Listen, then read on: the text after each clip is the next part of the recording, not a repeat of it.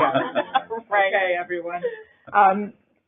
Welcome to Hollywood, where we're broadcasting live from the global offices of Avivar Capital.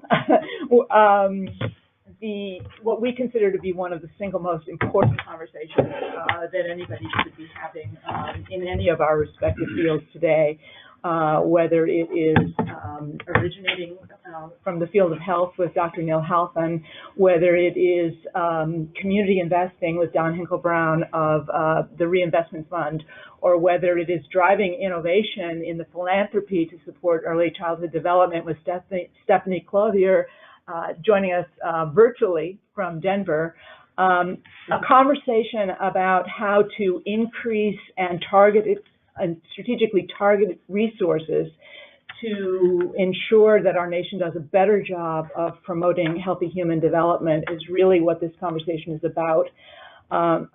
We can say to you today that we've allotted 90 minutes for discussion. It's a conversation that frankly could take days, and we know the solution is going to take years. But that's why we're so grateful for your interest and participation. And with that, I just want to, again, welcome you to Avivar Capital, a domestically focused impact investment firm based in California, in Los Angeles, where we can see the Hollywood sign from the office. My co-founder, Tina Castro, and I are delighted to welcome you. And we are also delighted to welcome Dr. Neal Halfon, Professor, Health Policy and Management, Fielding School of Public Health, and Professor Pediatrics, David Geffen School of Medicine. These are all part of UCLA, so a native son for us, and founding director of UCLA's Center for Healthier Children, Families, and Communities. Neal, as you will hear, has long spearheaded any number of other national efforts to increase the resources for healthy early development. And we have visiting from Philadelphia, Don Hinkle-Brown, President and CEO of the Reinvestment Fund.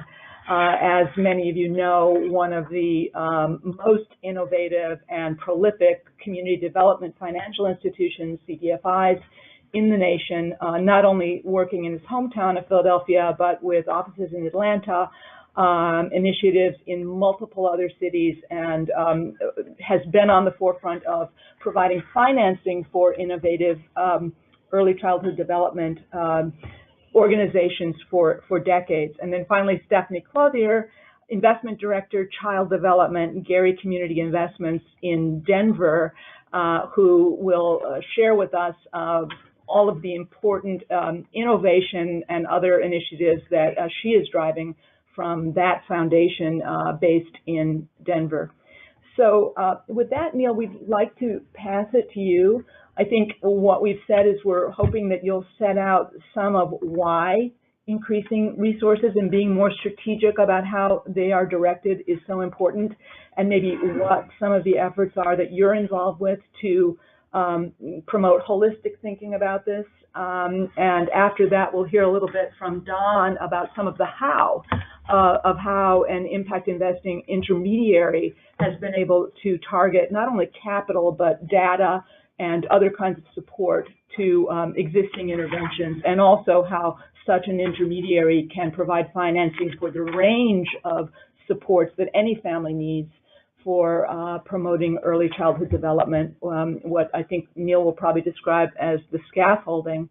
And then finally, Steffanie will look forward to hearing from you about that innovation, including a window on how asset classes such as venture capital are increasingly part of the solution set. So with that, Neal, we'll hand it to you. Sure. And are there people on the phone also? There are a few that are connecting by phone. Yes. Okay. All right. Yeah. All right. And so on the phone, please let us know if for any reason you can't hear. We'll certainly increase our volume.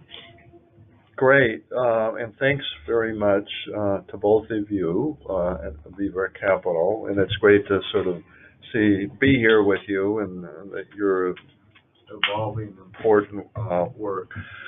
Just a thing about our center and what we're doing. Our center is at UCLA, and we have been a research policy training center for last 25 years. We've worked on early childhood issues during that entire time. We were the home for the National Center for Infancy and Early Childhood Health Policy for the federal government. We launched the Early Childhood Comprehensive Systems projects that the states did. We worked actually with design of First Five here in California, and we've been supporting First Fives in California, Los Angeles, Orange County, and various other places, and have been sort of working in this area for a long time. Having said that, we're not making much progress, and good news is that 20 years ago, the awareness about early childhood sort of hit the main stage, and that was after sort of a decade in the 90s of Decade of the Brain, Newsweek magazine, front covers of children's brains and what was at stake, and there's been this sort of recycling of sort of various things that keep coming back. Right now we're in the ACEs mode, so we're looking at adverse childhood experiences and what that has done. So there's awareness, but if you actually look at what's been able to be accomplished, there's little bits of things that have happened. And the kind of early childhood system that we were hoping that First Five would launch in California actually hasn't materialized. Our center for the last probably 10 years has really been focused on systems innovation. How do you actually change and transform systems? And we've been working with a wide variety of partners actually all over the world, trying to sort of understand what the best way of doing it. We use a framework now that we call a three-horizon framework that a lot of businesses use in terms of structuring their innovation. What the three horizons framework is that in any conversation about change or improvement, there's always the first horizons in the room, which is how do you make incremental improvements in the current system? How do you go out into Hollywood and make sure more kids are getting child care, more kids are getting screened by pediatricians, more kids are getting whatever it needs to happen?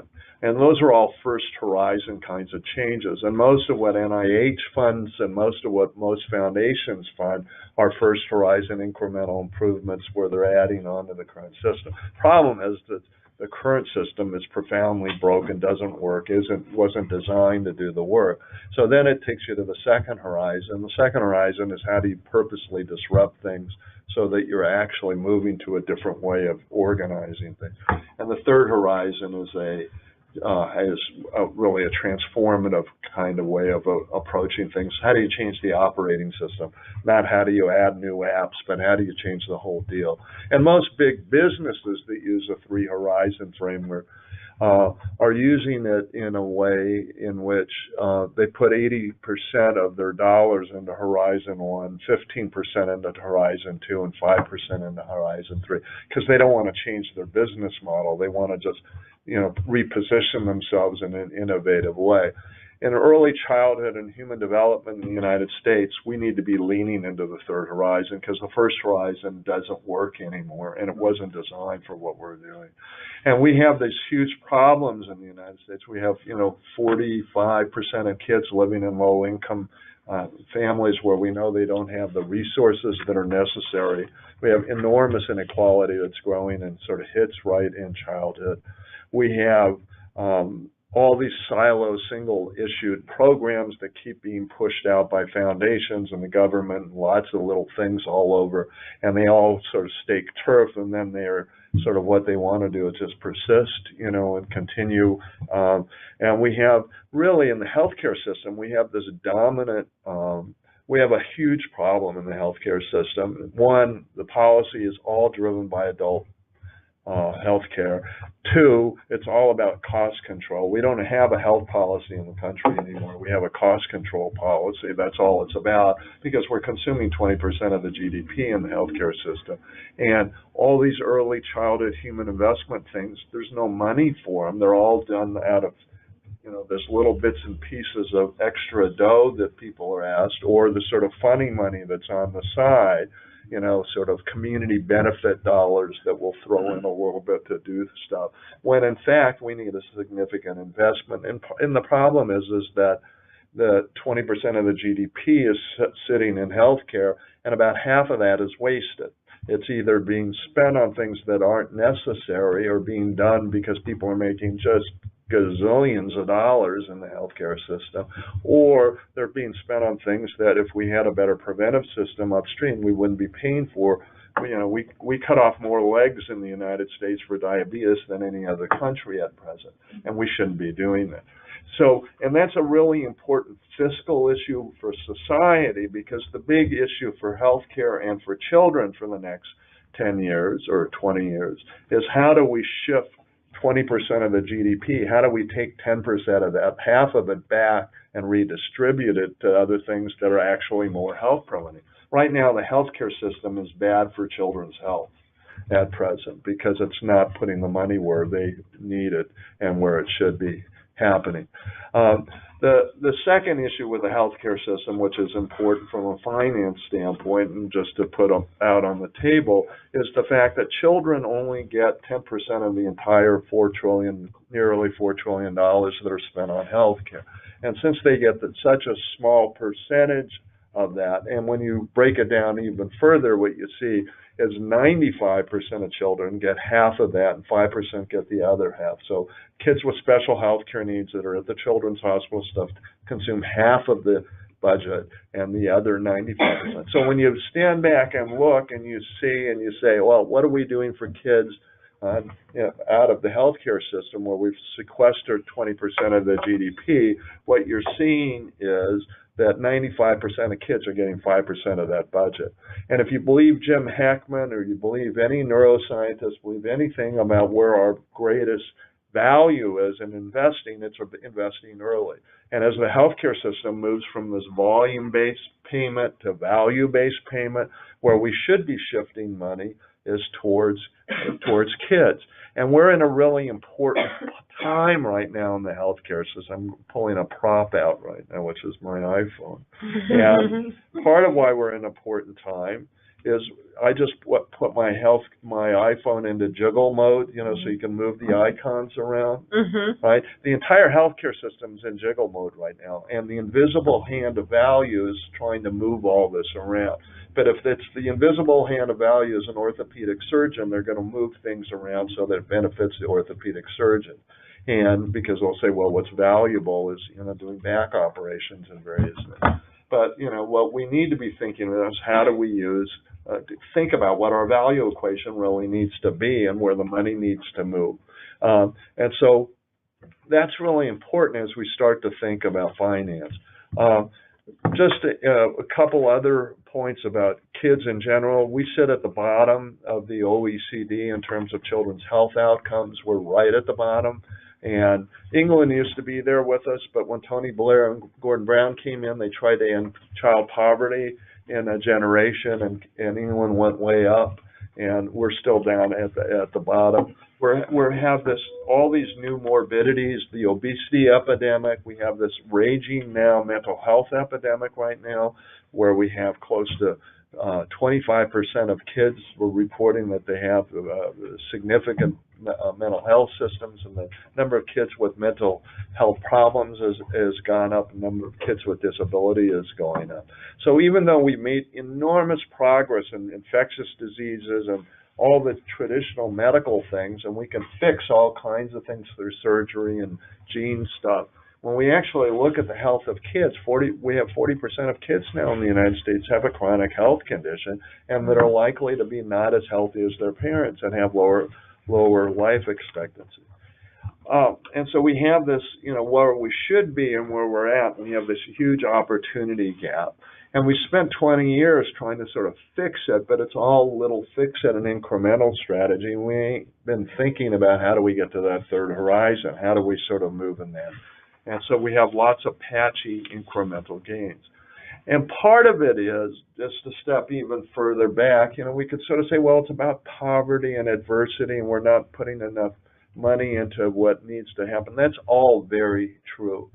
But if we actually look at what's happening in the world and what's happening in the United States right now, we have 10 mega trends that are hitting us now. in terms of globalization and the change of the workforce and the change of people's livelihoods, technology change that's going on, digitalization that's going on, climate change, migration, urbanization, growing inequality, destruction of the biosphere. We have all this stuff that's hitting, and it's hitting in such a way that the ground zero for this is families, and that families are not having the kind of support that they need, and there's lots of insecurity. There's insecurity about status and anxiety about what the future is going to be and how you move forward, where you're going to live and move forward. So a lot of these mental health and obesity and all this stuff, they're not independent epidemics that are going on. They're syndemics, and they're related to these deeper changes.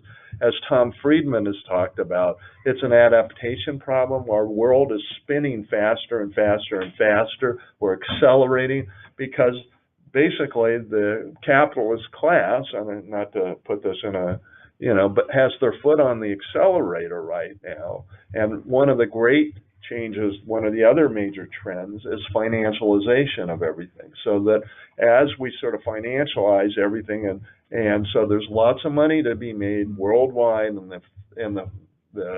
the foot's on the accelerator, the world's spinning faster and faster. We're burning up resources, and families are holding on. And we're seeing 90% of families in the United States, or their value and worth is decreasing, and we see the bottom half of that just really sinking. And that's the problem, so that as we start to think about, how are we going to move forward, is it little incremental things where we're going to do a little new child care center here, a new thing here, or we really think about how do we start to change this and how do we move forward? And the way that we've been approaching it is sort of how do you innovate? How do you really disrupt? How do you create new tools that'll do things in very different ways? So one of the ways we've been doing that is trying to figure out how do you use data and data systems and create a data infrastructure so inequality and equities stare people in the face and aren't hidden.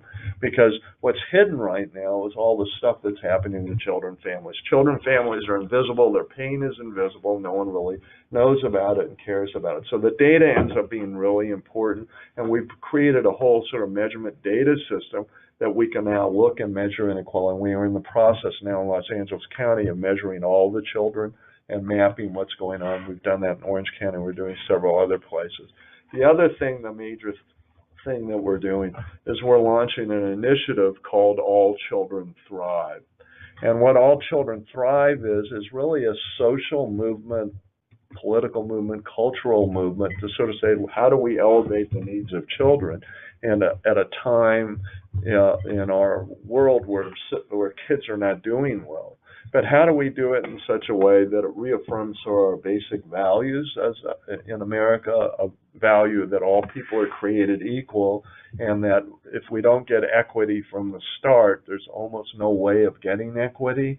It's very hard to do catch up. And if we believe in the sort of value that all people should have the opportunity to realize their full potential, how do we actually act in that way? How do we act in a way that's worthy of our children, worthy of these values, and how do we design and move in that direction?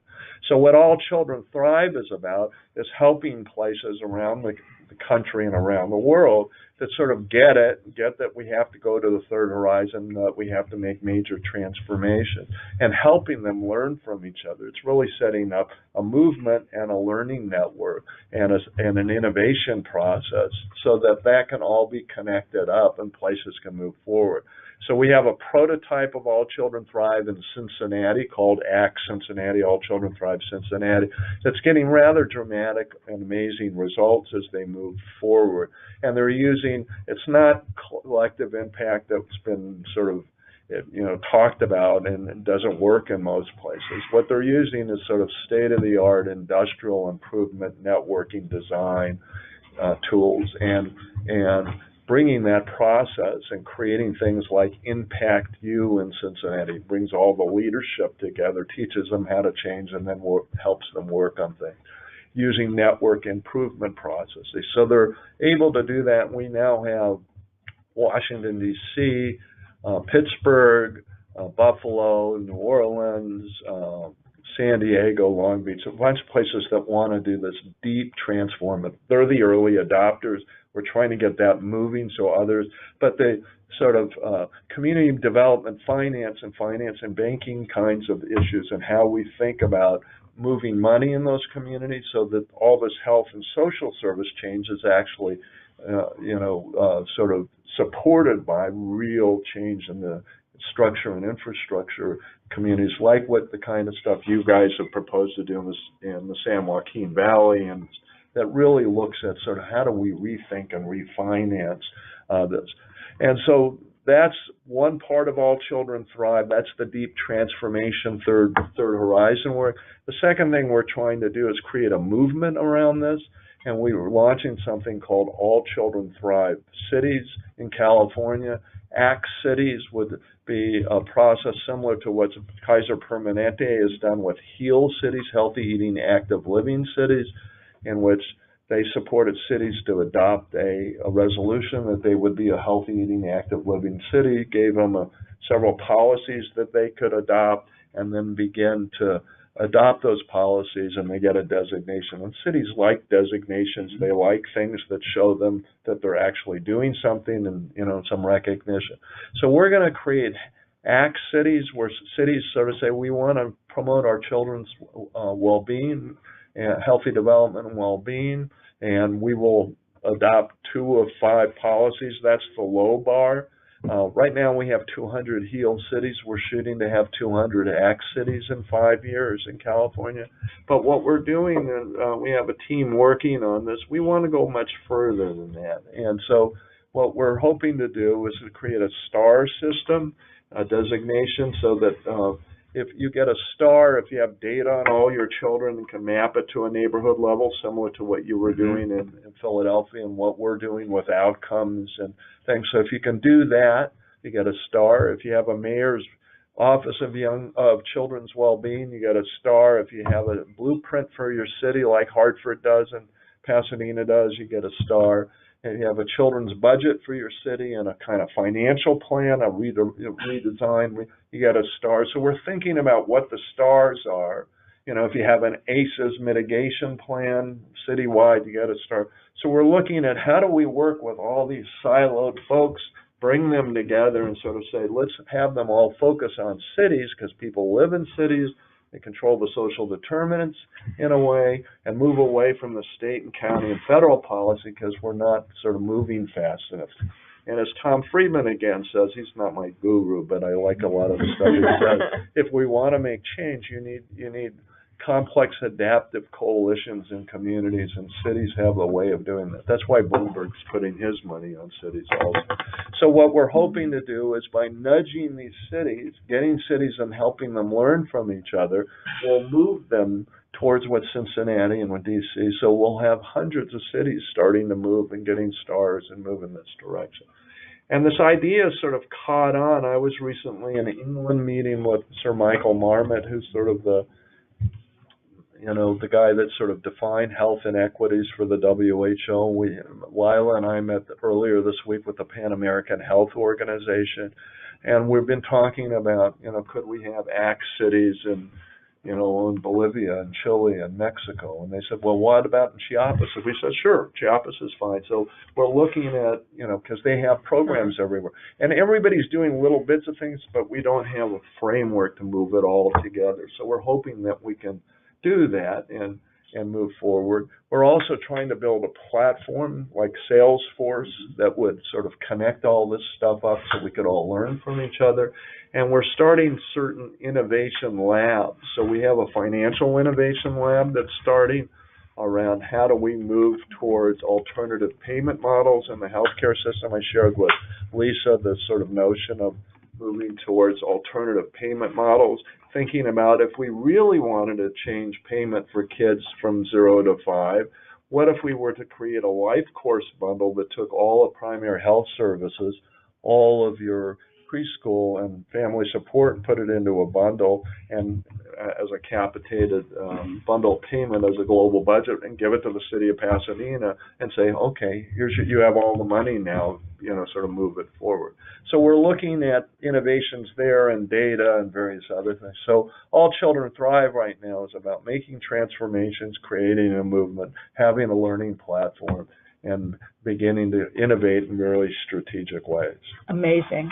Thank you so much, Neal. And, I'm really pleased that we are recording this conversation because I think that is a wonderful backdrop for an ongoing dialogue. I couldn't help but think while you were talking that many of the elements you described are exactly what creates the need for impact investing. And sometimes we use a shorthand of describing impact investing as a helping hand to the invisible hand. Because it's pretty clear that the invisible hand on its own has not, in fact, created equitable access to opportunity, and surely not for the children in our country.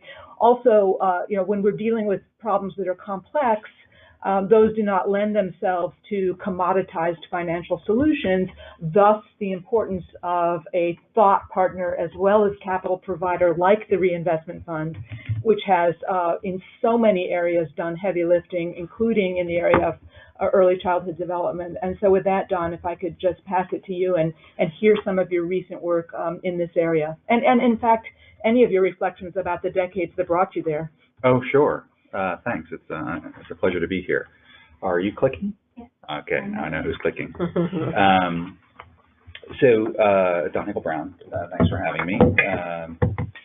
For us, early child care is a niche that almost was from our very beginning in 1985. I think we were making early child care loans as early as the late 80s. And go to the next slide. We've been making investments in lots of different asset classes.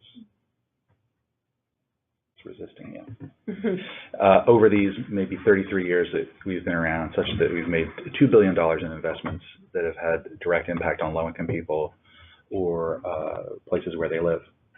We've done that with the support of 865 investors today. That is our largest number that we've had, so those investors have built up over time.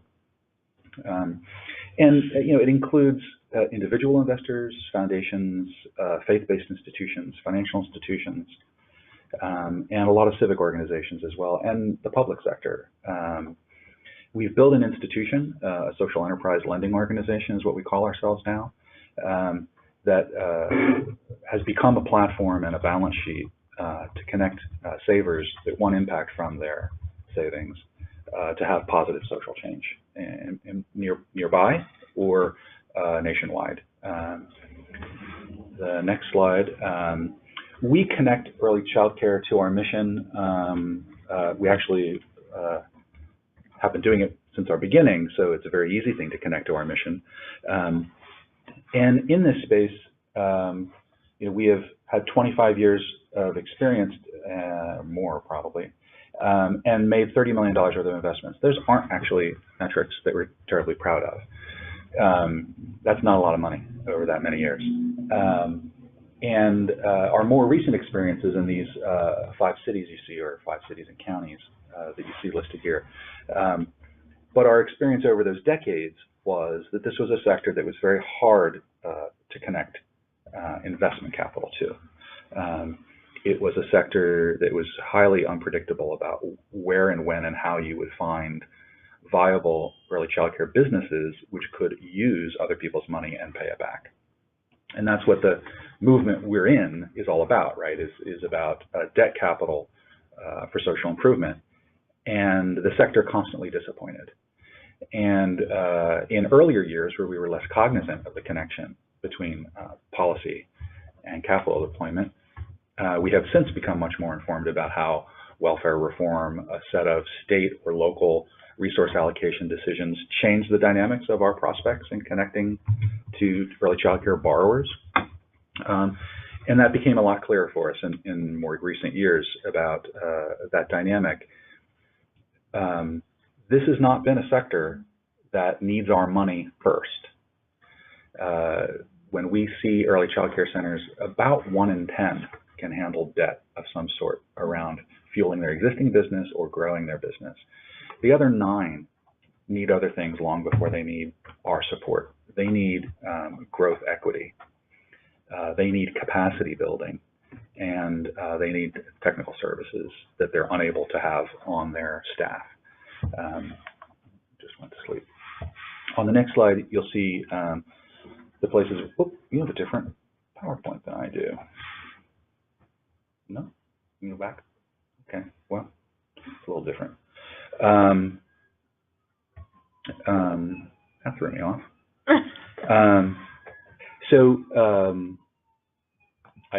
The blue slide I don't need to go into because that's all Neal, right? It's like, why do we do this? There's a tremendous amount of data that points us as a practitioner into this sector around. Seeing a national slide, excuse me for interrupting. Yeah, I have an older version. Okay. I have this version that has 2 extra slides that I was trying to keep to your number. You're amazing. We are not the experts on the research side about why this is the case, but we appreciate that this is kind of the make or break period for a set of investments that can have life-changing effects. And society has costs and or opportunities for decades hence from the decisions made about kids of these ages. So the first problem that we find is a lack of equity. The fundamental gap here is how to grow these businesses, and as businesses that rarely reach break even and very rarely reach excess cash flow, what they need is the capital to build their business on, not the capital to borrow and pay back. Would you mind if I interrupted for 1 second there? Because I think the word equity has so many different meanings in our field. And one of the meanings when we talk about lack of equity is disparity. Lack of inequitable access to resources. I am making a PowerPoint pun. Exactly. So, yes, actually. And that's going together in this case absolutely. with a lack of the patient risk capital that would allow an organization to assess its needs and build capacity before it could later take on some debt financing. So, So this equity is the patient risk capital? This is the owner's investment in their business. In a nonprofit instance, this is the money you spend to establish a business that doesn't really have a return on its investment. At least in the short term, if I could say At least on the short term. Although, again... So it's a lack of assets?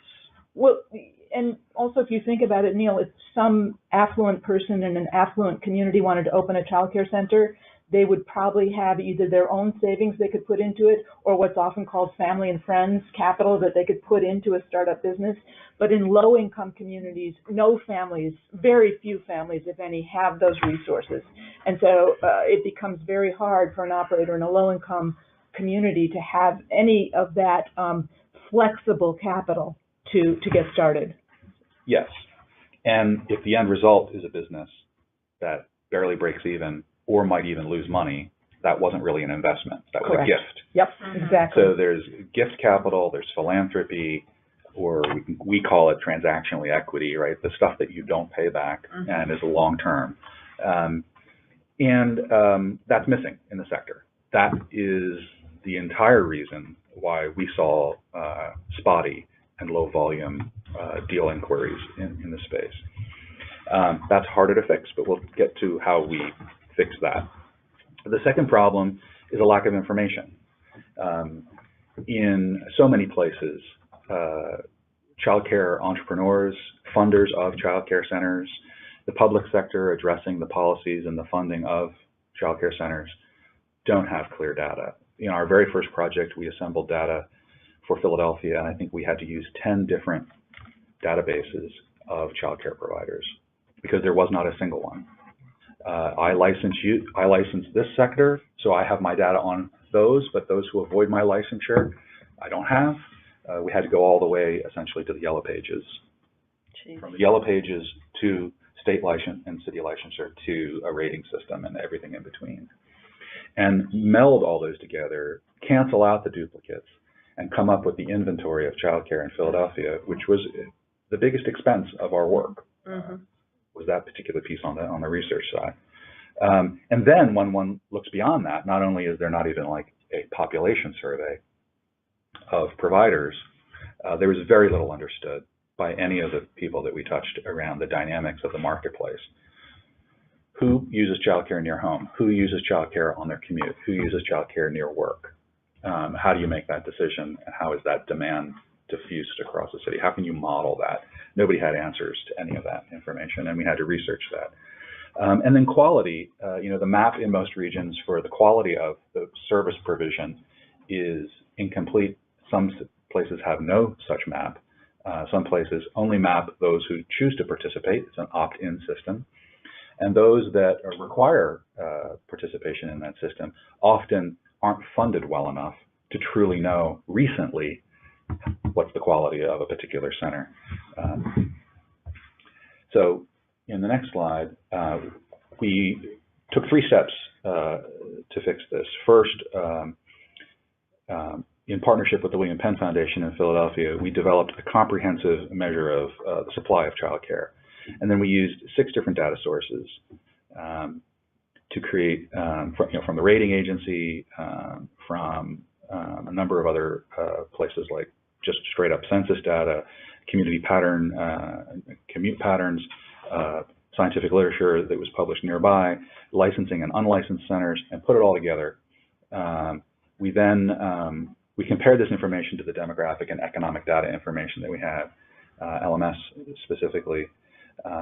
And we then comprised a steering committee of local experts that was able to, whenever we're doing a local research project, we don't presume that the spreadsheet or the database will tell us the answer. We have to contextualize it to some degree. And we were able to, in each instance, from Atlanta to Philadelphia, have local experts who would help us map the landscape around resources for early child care, tell us the true implications of particular policy considerations where we're not the social entrepreneurs doing the daycare center. We had to understand from them why this was effective or this was ineffective. Gather all that thinking to create not just a map of supply and demand, but also a map of the resource availability to the sector, so that we could then propose a set of essentially gap-tailored targeting of resources. In the case of Philadelphia, we had a pretty large set of resources available to us. With the help of the William Penn Foundation and later the Vanguard Group's foundation, we ended up with about a $28 million program that we could aim at the sector based on what we learned geographically, so that we were essentially no-thing fund availability in those places that most needed it, that we were also no-thing it for the kinds of uses that were most necessary as the operators informed us, and as our own observations of the quality care, quality standards showed us. And then, interestingly, the least things on this list, we had a list of like 6 different uses of funds, the least frequent and the smallest line item was financing for early child care centers. And that's disappointing as a financier, right, to be on the end of the list. But also, we found it fairly disappointing to the impact investing community, that were very anxious when they saw us enter this space to do a big research project to aim money for higher impact, that the impact necessary was this equity or gift equity tranche that was necessary to seed social entrepreneurs in the space, and then from thence you get some borrowing requests. There were also a fair amount of borrowing requests between that A and B point, which we were uncomfortable with. Mm-hmm. So the risk profile of these enterprises, because they're so close to the line around break even, is such that experienced and risk-avoiding lenders fear to tread in this space. So there's an opportunity to invest. It's an opportunity that one needs to have a fair degree of tolerance for risk in. And we ended up creating specially customized funds for the working capital investments necessary, that were the kinds of transactions that were too small and had too high a risk profile for us to do with our own balance sheet funds. So we made special purpose funds, essentially tailored to what we found in the data. Can you talk a little bit more about that? Mm-hmm. So the specialized design fund, because of the sort of narrow risk profile and break even. So what were those like? Those were like, give an example of one of the specialized funds. Those were funds that were specifically about growth considerations. So it's challenging to lend for growth when growth hasn't been realized yet. So you've got to hire up some staff to get better certified. The better certification leads to a expanded facility. We're predominantly a real estate lender. Right. The facility is the thing we do. Right. What we don't do is very small loans around equipment or around reconfiguring the facility, or hey, you need to pay 2 salaries for 6 months before they generate any revenue. Right. But they will generate revenue, but who's going to bridge you to that? So we, in our past, when we were a much smaller loan fund, would do $10,000, $25,000 bridge loans against some future proposal. That's not the nature of our business today. It's mostly a real estate lender. We surveyed the participants, and our TA provider, PHMC, was able to give us kind of the narrative around what was necessary. We took that to William Penn, and that turned into a PRI for early child care, tailored to the findings of the center operators around what they needed. They needed to be able to staff up, to send people off to training to get a higher percentage of certified people on staff, and taking them off, hiring temps essentially, or hiring more employees in general, was an investment they needed to make that didn't have a model for repayment. The model for repayment was months or sometimes a year or more later. And that doesn't lend itself to a real estate lender, but it does lend itself to somebody who otherwise is making grants anyway. Yeah. And is neutral to the idea that if it didn't work out, they have higher trained staff, a better quality facility, and I didn't get repaid. Would see the outcome of that as an acceptable impact. But if they can repay me, great, I'll recycle the money and do it with another early child care center. And we can't do that with our balance sheet, but we could do it once we better understood kind of the input and output model of the businesses that we were touching. Did that capital flow through you? Yes. Or direct? Okay. And so then did they make that non-recourse to you? It's a forgivable PRI. Okay. And if I could just once again annotate for a minute, for anyone who's not familiar with the term PRI, it stands for Program-Related Investment. It's a special category of either loan or equity investment that particularly a private foundation can make, and can count it as part of their charitable distribution. And by definition, the primary purpose of a PRI is charitable. No significant purpose can be the generation of income or the appreciation of capital. So it's always an investment that the foundation thinks is on concessionary terms, either more risky or more affordable than what a conventional investor would do. And the third criterion is that it can't be used for lobbying. And so this is a perfect example of where you had an investor whose risk tolerance was a match with the capital need that your research discovered. Yeah, this was a particular foundation who had a long history of providing grant capital to early child care. And what they found is their previous model of equity, the other equity, the equity of access, their prior equity model was to open the window and say, childcare time. And those who could self-organize, write a great grant proposal, and get their proposal in by a deadline showed up. And what they were doing is they were unwittingly cherry-picking the industry and saying to themselves, why do the same 8 childcare providers keep coming in? Well, it's though you've created a set of barriers that others cannot meet. They're not connected. They don't hear about it. They're not sophisticated enough to respond. They might not even know the implications of proposing an expanded or a second childcare center. They figured that out, and that was really the design of the program. So the program had a data leg to it. It was all about mapping supply and demand, and that became very helpful for practitioners, became very helpful for funders, and to some degree it became helpful for parents, mostly parents new to Philadelphia or changing neighborhoods within Philadelphia. The other piece was this capacity building piece.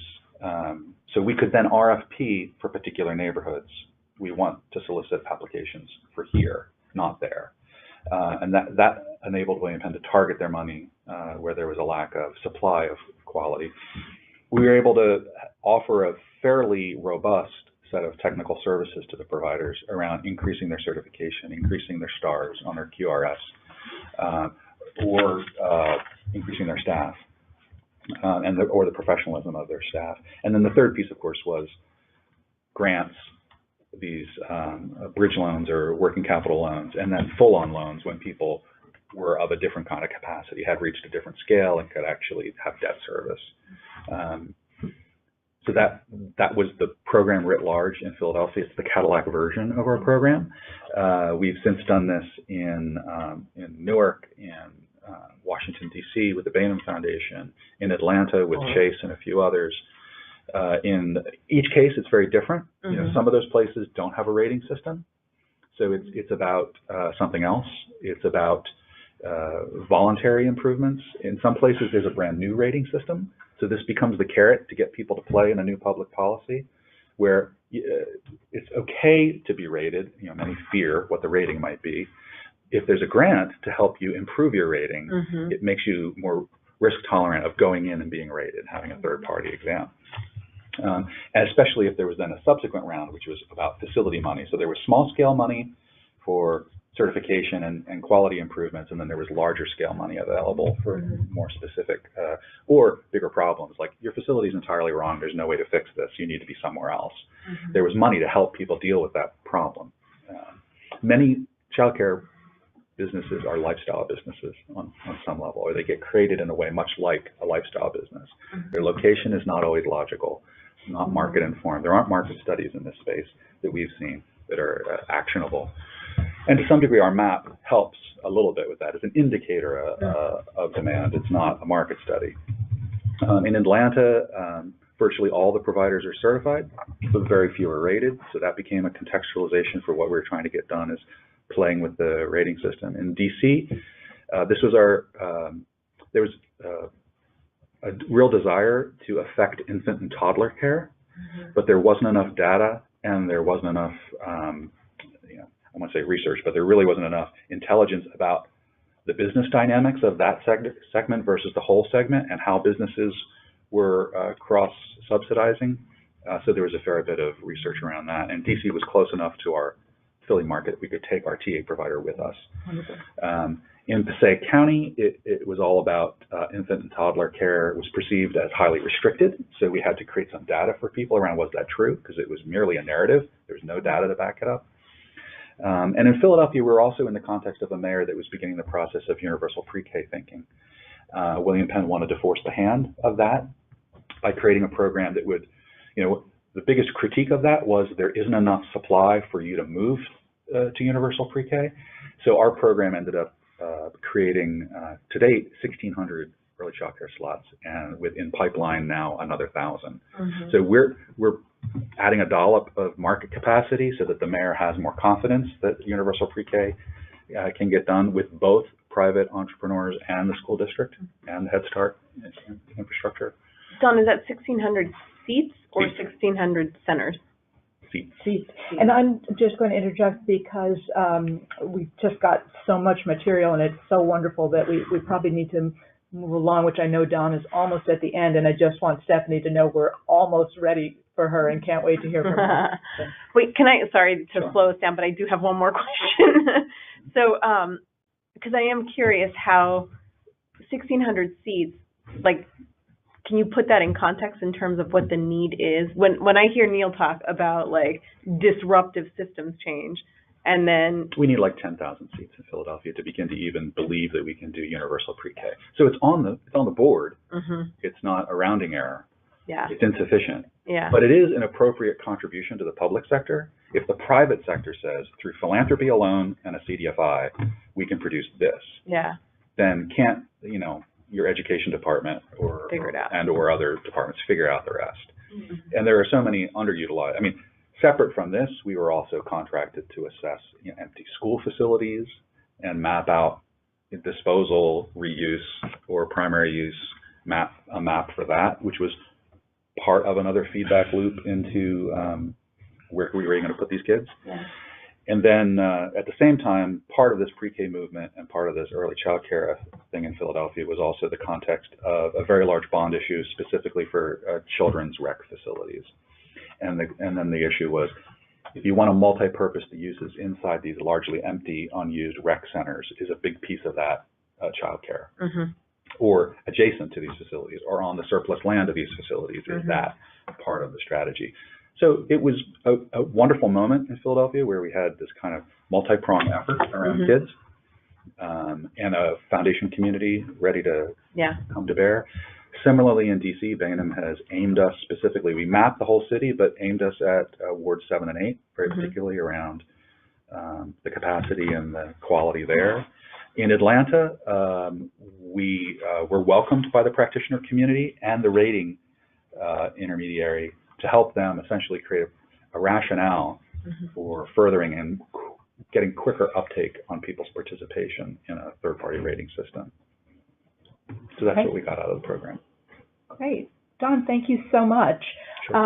I think that gives us an opportunity to bring up Stephanie's slide on innovation, and I also shared with everybody who's online Stephanie's materials. She also has a PDF one-pager on Gary Community Investments' path-breaking approach. And Steffanie, I'm sure that you've heard a number of things from Neal and Don that set the stage for your remarks, and please, welcome. Terrific, thanks. And it's so nice to at least be able to see you. I'm sorry not to be in the room with you all. This is a really fantastic conversation. I want to reflect on, well, actually, first I want to say to Dr. Halfon, it's so great to see you again. I spent a lot of time when I was at the National Conference of State Legislatures following your work and making sure policymakers knew what you were up to. And then Don, the Reinvestment Fund was an inspiration for the child care map that we did here in Colorado. So if you haven't seen that, we'll make sure to share that with you. Good. So, I mean, I think what's interesting about the conversation we're having here is a couple of things. One is how frank you've been about where we are and what the challenges are, both from what kind of financing is needed, as well as all of the steps that we really need to take to be having the kind of impact we want to have at a system level. I think what's interesting, so I'm with Gary Community Investments, and I'll just say a couple of words about us, and then talk to you about sort of our journey around innovation. And very much it builds on what Neal has said about where we are and how do we think about disruption and getting further. So Gary Community Investments is a Colorado-based foundation and investment company. And we have a primary focus around supporting young children and improving outcomes for young children. We do, because of our structure, have the ability to invest in capital in all kinds of ways, whether that's grants or debt or equity, and have really been set up specifically with that in mind, to think about how could capital be used in different ways to achieve bigger outcomes. We also plan to sunset in 20 years. So given that, it actually creates sort of a sense of urgency around the work that we're trying to do and how can we be as catalytic and transformative as possible with our investments. So we don't do a lot of investments in direct services or investing over the long term, for example, in a set of sort of services to a specific set of children, but really thinking about how do we build platforms, or how do we think about new ways to get us further in terms of system change and access for young children. So when we started to think about, sort of what's our role in the field and what might we do, we came to sort of the same conclusion that Neal has described, which is we're not making the kind of progress that we need to be making.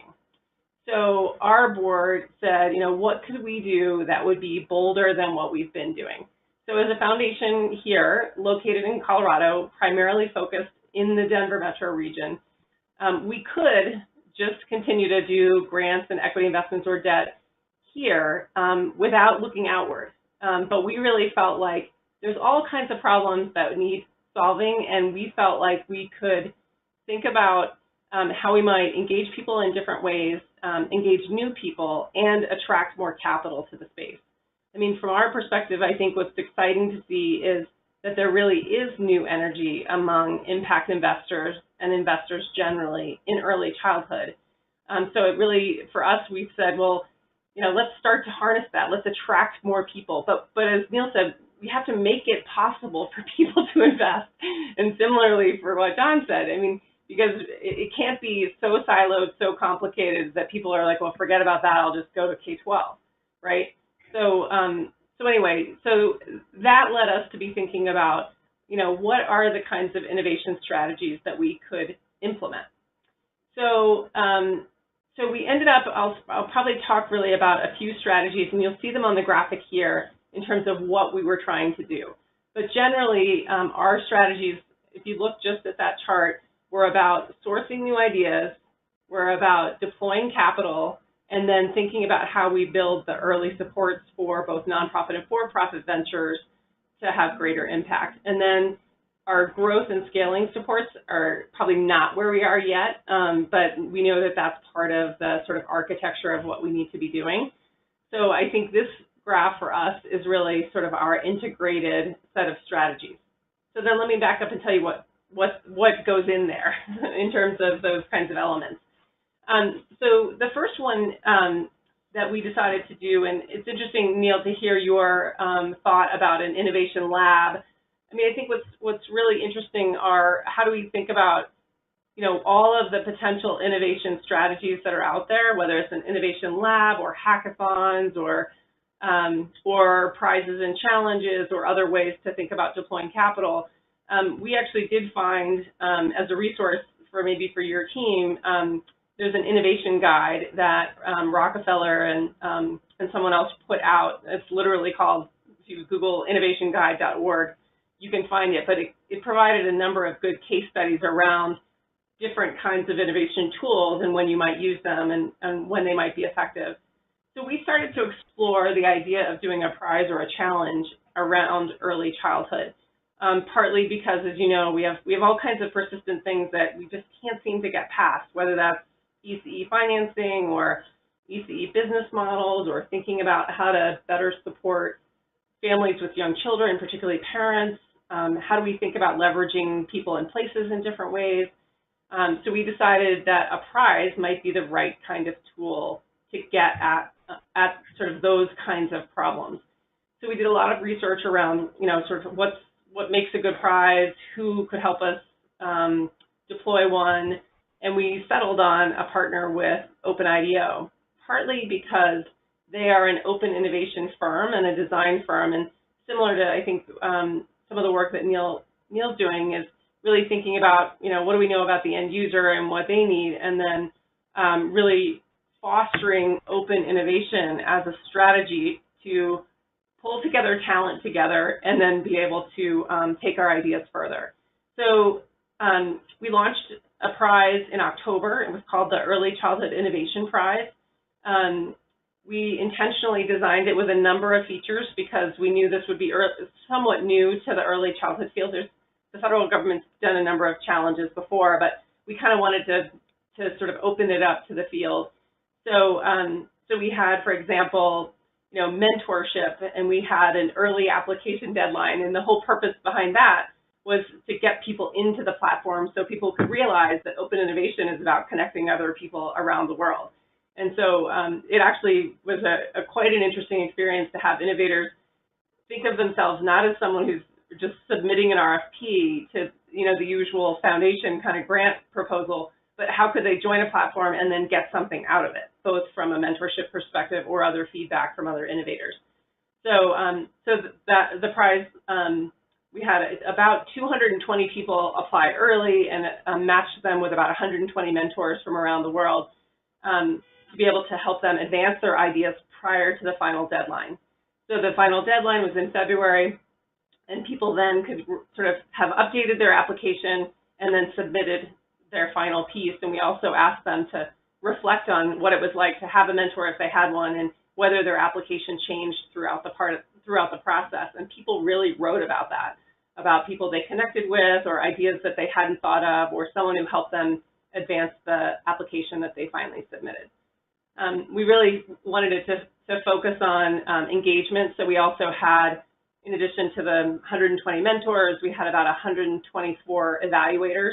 So we had 2 rounds of evaluation to be able to do the selection for the prize winners. And then we also, having heard some of the criticisms around prizes, we also made sure that we had different levels for the prize. So there were innovators of different stages, so we could invite the newest innovator in there who didn't know anything, but they weren't competing against the most advanced one. So we had a new category, an early category, and an advanced category, and then awarded prize money in each of those categories. In May, the end of May, we announced the winners, and we had 15 winners, so 5 from each category. And then we also had 7 promising ideas. The idea really was to be able to give people exposure in terms of the folks with great ideas and great solutions so that they could find other capital in other places and have a chance for people to get to know what their ideas are. I didn't say much about what the prize was focused on, but as you could tell, it was basically focused on young children 0 to 3, and it was actually focused around early experiences, including the provider business model kinds of challenges. It included supporting parents, and then it included leveraging people and places.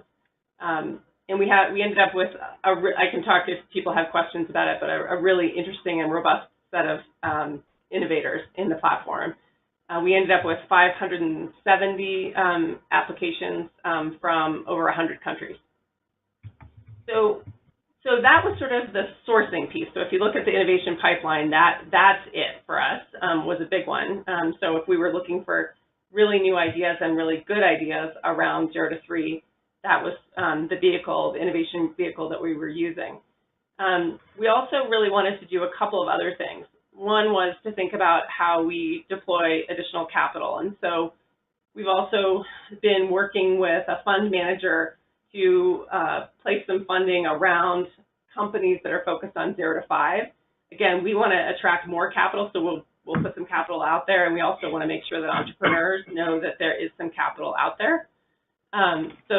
So we've been moving in that direction, and we should have something to announce very soon on that front. And then really for us, the other question is this new talent issue and other partnerships. We've been really interested in, and I know Lisa has been helpful to us, about how do we really connect early childhood to other sectors. So how do we think about connecting them to additional people in finance or business or entrepreneurial thinking?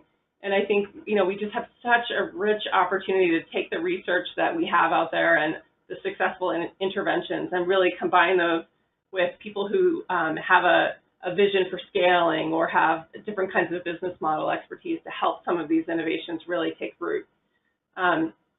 So we have been focusing on mostly just how do we reach people through different conferences. So we did a huge early childhood guest curation at the Social Capital Markets Conference last year, and we'll do another sort of smaller set of sessions this year to continue to give people a window into that. But I think we really wanted to attract both talent and additional capital, given the growth of SoCap and impact investors. So those are a couple of the main strategies, and I'll say a couple more things, and then I'm sure people want to ask questions of the panelists. But our next step, now that the prize is done, is to think about the early support. So we're doing really 3 things. One is we've offered coaching from Promise Venture Studios to all of the prize winners, including the promising ideas. So they're getting individual coaching to help them advance their ideas so that they can be successful. We're also making introductions to other investors or foundations on their behalf as needed to be able to encourage others to invest in those same organizations or companies. We're also launching an innovation network. So Neal, I'd be curious, maybe offline, your thoughts about how we might grow an innovation network. It sounds like you're thinking about a platform, and I know the Campaign for Grade Level Reading is, and the National Head Start Association is. So how do we think about, what the right platforms are? Some can go, some can stay, I think the more we can get out of our silos and play together, the better.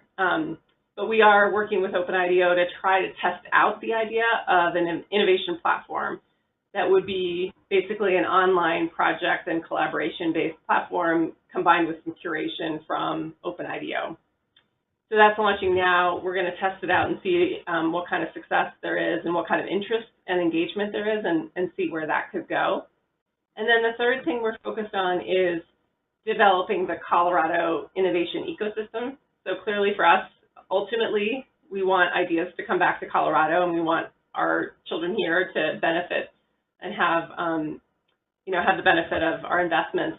So we're actually really thinking about and exploring partnerships to be able to leverage what we have as a really robust startup ecosystem that includes investors and accelerators and, potential pilot sites, to be able to then leverage that on behalf of young children and to really create Colorado as the kind of place where if you're going to start a venture or if you want to go to a new state, that we're a state that is ready for you, that we can offer assistance, whether it's government policy or finding capital or finding the kinds of pilot sites that you're going to need to be able to do your work.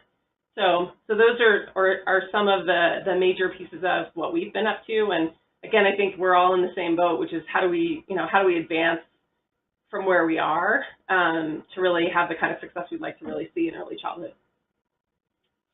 Thank you so much, Steffanie and Neal and Don. Have a few minutes for sure. Would love to open it up for any questions, comments, reflections. Anita Foster on our team is watching the chat box. I don't know if anything has come in there.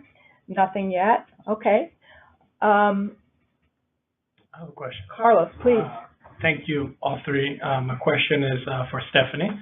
Steffanie, what kind of companies have you seen in terms of, are there more small businesses, or are they more, tech-enabled, highly scalable companies coming from this price competition?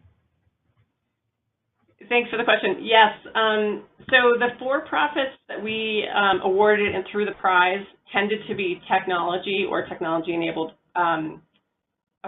companies, for sure. I'm trying to think if there were any that weren't. We also had a toy, but that was also tech-enabled. So yes, that tended to be where we were. So then, are you gearing the support systems for those types of entities? Yes, but not only them. I mean, I think what we're hoping to see is that the ecosystem that we're developing, and actually the coaching that we have for the winners right now, are folks that can work with both nonprofits and for-profits. And I think what's interesting for us to all grapple with is the idea of some folks being, I guess, more venture focused, so that they're really on the path to scale. And so that really, I think, creates the same kinds of needs for both nonprofits and for-profits in terms of thinking about how you do that and what's the business model to get there. Thank you. Great. I have a question. Great, and let's, maybe if you could identify yourself as well. Yes, Great. I'm Celeste. I have a question to Don. So you mentioned that you're a real estate lender, and I was wondering if you ever thought about investing in the demand side, so in affordable housing, because many of the cities you work in are very expensive places to live. And so families might have more funds to pay for early childhood, services if they had more money to spare. So if you ever thought to invest on the other side. Sure. We're what we often call an A to Z CDFI. So we've been in affordable housing finance for 33 years. We were one of the first CDFIs to start charter school finance back in the late 90s when the law started to get passed. We are a prolific grocery store financier, FQHC health clinic financier. We finance energy efficiency both in nonprofit and for-profit small installations, so kind of clean energy. So we have a number of different asset classes. This particular asset class was the one that we were most frustrated with, in that our toolkit was insufficient to address it, and we were bumping into not even being able to do Horizon 1, let alone, I would say maybe we've gotten to Horizon 1.5 with some of this, in that if you have enough money organized, you can begin to influence some change. So The challenge for us, of course, is we respond transactionally to what's possible, what is imminently possible, but for our money. And the challenge to all of our employees is to get ahead of that and to be thinking about getting above the transaction and thinking about, I don't want to use the holistic term, but essentially having a multi-pronged strategy for how to change the world, whether it be changing people's trajectories through their lives or changing a place like a neighborhood or a segment of a city, like Bainham has hired us to essentially change early child care in Wards 7 and 8. And here's a budget to do that. And interestingly, the city itself has then RFP'd money for early child care, which is now in the hands of LIF, another CDFI. So Washington has this interesting dynamic where there's a fair amount of resources and hopefully they'll be impactful. I guess, I mean, I know you do affordable housing separately, but kind of putting it into this program as a root cause of kind of family problems. You see what I mean? So being part of the program instead of two distinct. That was my thought. Well, we didn't have a funder with that big of a vision. Right. So the challenge is foundations adopt, no offense, Steffanie, but foundations adopt strategic plans and create pillars around their funding. And in this context, we were working with a foundation that had a children's program, but did not have a placemaking or community development or neighborhoods program. So they could not see having that long of a vision in terms of longitude of the work. We do. So when we are doing these child care centers, we're looking to ourselves around the adjacent neighborhood and what we might do. But that's separate kind of from the program. It is one of the benefits, is if we're bringing PHMC to the table for TA, they also know healthcare and the FQHC system and mental health. And we bring kind of neighborhood dynamics understanding to the place. And most of the places where we've done these child care maps, we had already done a housing market value analysis that would point at places that need more affordability or are already affordable. We've done gentrification and displacement surveys in Philadelphia that overlay over this. So we have the ability programmatically to address it broader, but you can't always ask your funder's vision and your vision to be so perfectly aligned that you take the money that is effective and then you try to add on to it.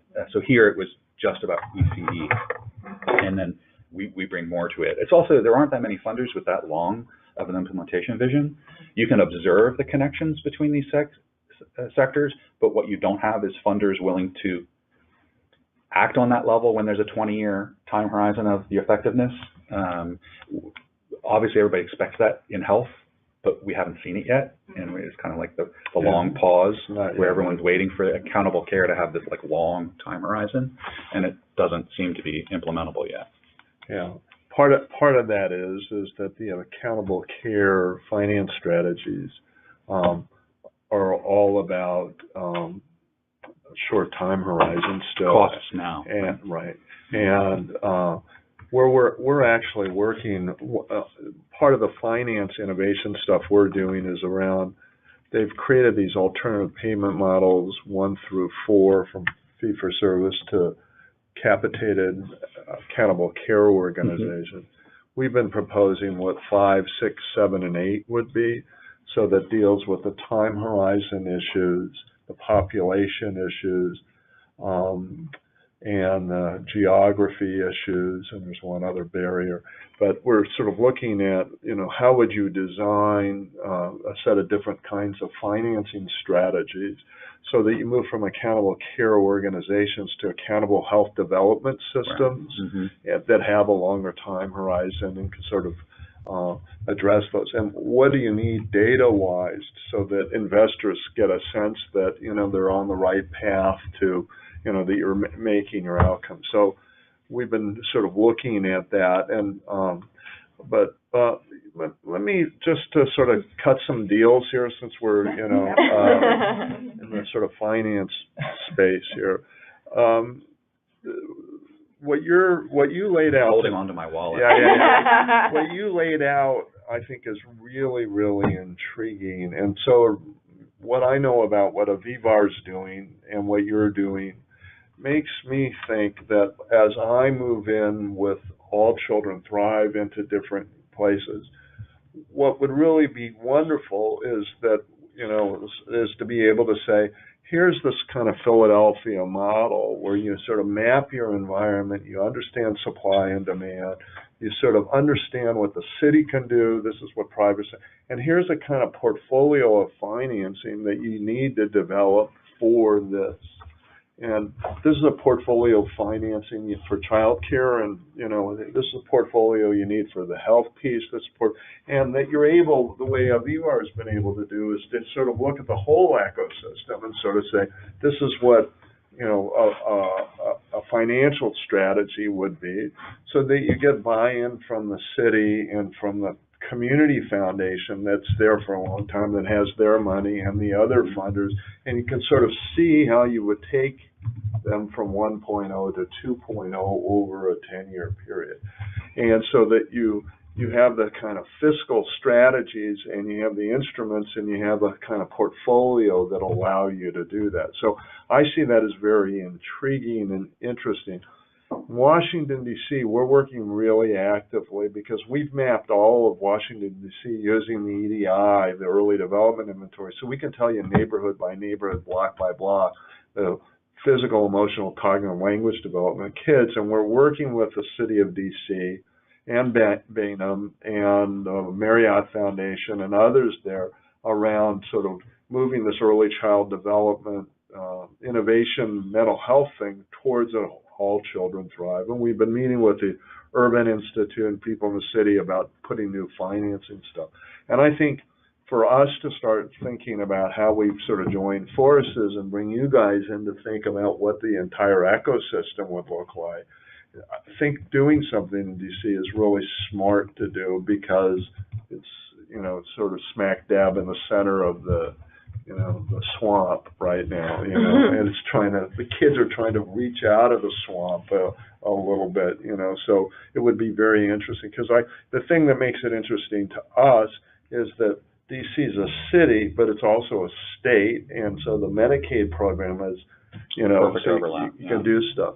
In Colorado, so I could sort of see us doing stuff. I'd really like to see the mapping we do and the mapping you do brought together, because we're doing outcome mapping, so we can tell you how kids are doing neighborhood by neighborhood at school readiness. So we know the number of kids with emotional difficulties by neighborhood. So I can look at boards. Do you publish that as a spatial map? The city of DC has those maps on their website. And so we can look at Ward 7 and 8 and tell you exactly what's going on. And we map all the resources in them, all the grocery stores, all the everything else. So we can look at all that. And we've now just developed a set of tools that allow us to look at adverse community experiences. So we have 10 indicators that map directly to this EDI, so that you can sort of look at how much adversity you have. So over time, if we're using kind of this portfolio of finance, we could see, are we actually reducing the adversity, changing outcomes by, changing the markets and what's going on. So is that those other maps things you specifically do in ad hoc sites, or you don't have a national map? No, we don't have a national map. Right. We've done this on 350,000 children thus far. And so we have a lot of data, but we'd like to get into Philadelphia and Atlanta and some of these other places. Well, I'd like to see them join your city's program in that they've already got 1 star, right? Like yourself. Right. So, and then in Colorado, Steph, I really want to talk with you for several reasons. One is we've been working with a whole variety of design firms to think about what are the right innovation strategies, and also with innovation groups and foresighting groups, because one of my concerns is that innovation can go in any different direction. And part of what I've learned from the guys at the University of Cambridge Institute for Manufacturing and their kind of group that does major foresighting for industries is you need a kind of North Star for your innovation, or else you get these things that head in various different directions. And if your North Star is 20 years out and you head in the wrong direction, you're going to get way off course. And we're watching in healthcare right now, people are innovating because everybody thinks we need to innovate. And a lot of the innovations are creating more problems than solutions, because they're they're sort of solidifying bad stuff and making it easier for people to be more extractive of money, and so it's sort of what's the moral compass and the strategic compass of the innovation. So love to talk with you about that. And if I could add on, I was curious whether or not you were happy that most of the submissions or winners were tech. I mean, I just ordered a T-shirt from the UK that says "Tech will not save us." Yeah. Because I think it's an important message. So, like, is that what you expected? Is that a normal outcome? One is Neal would love to follow up with you, and I do think there is this. I absolutely agree with you on the sort of need for a North Star or moral compass or set of outcomes we're working towards, because otherwise it's innovation to innovate, and that's just not going to get us there. And then just a clarification, among the for-profit companies, there was a lot of tech, but our awards actually were all across the board, and everything from grassroots community organizing to different business models. Yeah, so it wasn't actually tech in terms of the winners. So I should that was just one. That was just the for-profit category. Yes, exactly. Okay. Yeah. And Steph, I wanted to raise. I've been to Denver now 4 times over the last 5 years. Initially meeting with all the early childhoods, Denver, screening folks and what might be done. We talked about doing the EDI in Denver over and over again. I was brought after I met with the Colorado Foundation and several others. They had me come back to talk about All Children Thrive. There was all this interest in doing it. I was then brought back by the Children's Hospital, and then, there was the Children's Hospital, the Early Childhood Mental Health Group, there was the Denver Health. There were all these different, and folks. I met with Sue Burke when she was running the Medicaid program there, and she wanted to do this bundled payment, Steve Berman, and, so there's this, and I said to Denver, and I said, if any place in the country could do All Children Thrive, not just in Denver, but all over, because of what you've done around Healthy Steps and all the sites that have been done around that, you've got all the infrastructure to do this. And so I'd really like to talk with you about how do we, because it's all there, but they're having a really hard time of coming together. And, that Children's Hospital is really pulling in the wrong direction at this point. And so, if I can be of any help or we can work together on some of that, really be interested.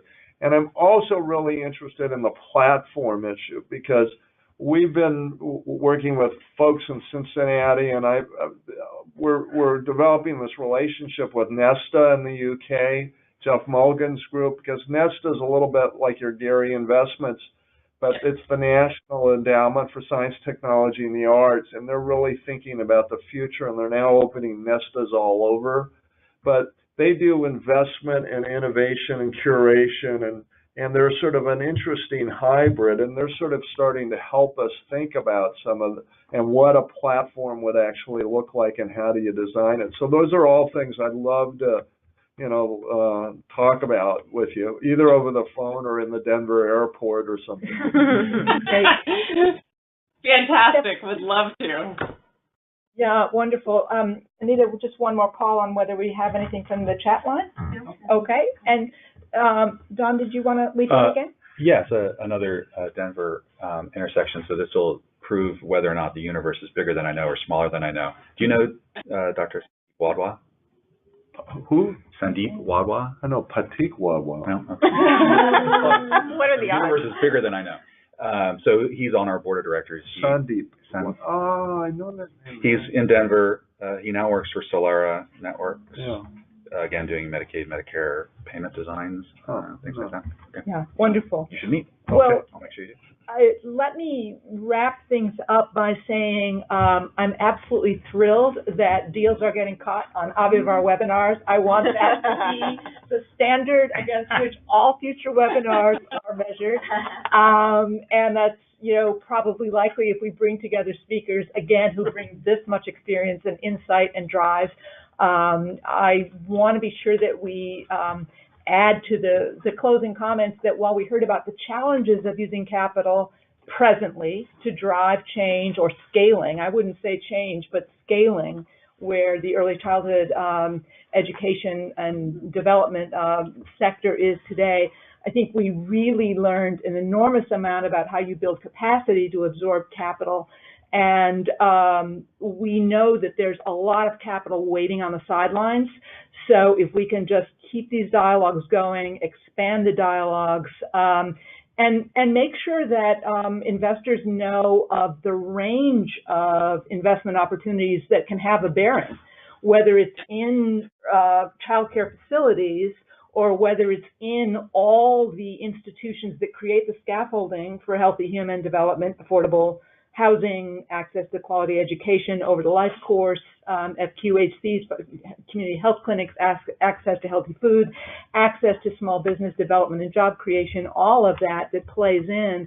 And then continue to explore that frontier, Steffanie, where I think you're really blazing trails on where do tech-enabled solutions connect with what we've always been doing in communities. I think there's just a tremendously exciting next chapter ahead. So looking forward to everybody's continued participation. And thanks so much. Thanks for having us. Thank you. Thank Take you. care. Bye-bye. This is about Good. all children thrive by blood these. Great. Thank you, guys. UCLA is already a subscriber, so give that to